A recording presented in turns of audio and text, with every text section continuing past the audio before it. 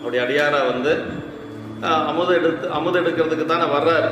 அப்படி அப்படி தூங்குற மாதிரி படுத்திருக்கிறாரு.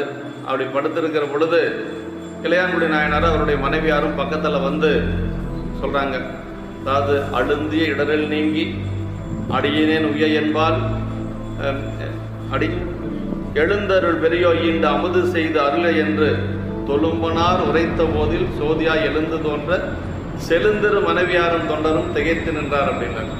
2 பேரும் போய் என்ன சொன்னாங்கன்னா, சாமி நாங்கள் வந்து எல்லையில்லாத துன்பத்தில் இருக்கிறோம், அழுந்தி இடர் அப்படின்னா ரொம்ப துன்பத்தில் இருக்கிறோம், அந்த துன்பமெல்லாம் நீங்கணும்னா நீங்கள் வந்து அமுது செஞ்சால் போதும், வேற ஒன்றும் வேண்டாம், நீங்கள் வந்து அமுது செஞ்சால் எங்கள் துன்பமெல்லாம் நீங்கிடும். வந்தது சாமியெல்லாம் தெரியாது அவங்களுக்கு, அடியார்னு தான் தெரியும்.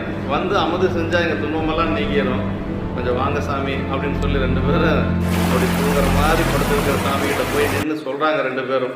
அதான் சொல்கிறாரு, அது என்ன சொல்லுவார் அப்படின்னா, அந்த இடத்துல செழுந்திரு மனைவியாரும் தொண்டரும் திகைத்து நின்றார் அப்படின்னு சொல்லி அந்த இடத்துல. அப்போ வந்து சாமி வந்து என்ன செய்கிறாரு, அப்படி ஜோதி பிளம்பா தோன்றார் அந்த இடத்துல. அது இளையான்குடி நாயனார் புராணத்தில் மட்டும்தாங்க 3 திருமேனி காட்டி நின்றது. அது ஒரு பெரிய சிறப்பு, வேற எந்த சரீரத்திலையும் கிடையாது. வந்தது அடியாரா வர்றார். சோதி பிளம்பு அப்படிங்கிறது சிவலிங்க திருமேனி தான், வேற ஒன்றும் இல்லை. அருவுருவம், சோதிங்கிறது என்ன, அருவுருவம், சிவலிங்க திருமேனி தான்.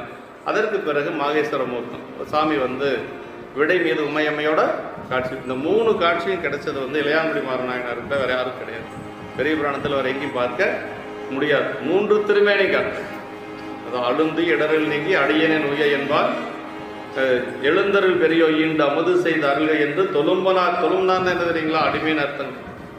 தொண்டருக்கு தொழும்பாய் திரிவனேன் பட்டினத்தடிகள் சொல்றார். தொண்டருக்கு அப்படின்னா அடியாருக்கு மட்டும் இல்லை, அடியாருடைய அடியார்களுக்கு நான் தொழும்பாய் தெரியணும் அப்படிங்கிறார். நான் வந்து அடிமையா இருக்கணும் அப்படின்னு சொல்லி சாமிகிட்ட கேட்கிறார். அப்படி தொழும்பனார் உரைத்த போதில் சோதியா எழுந்து தோன்ற.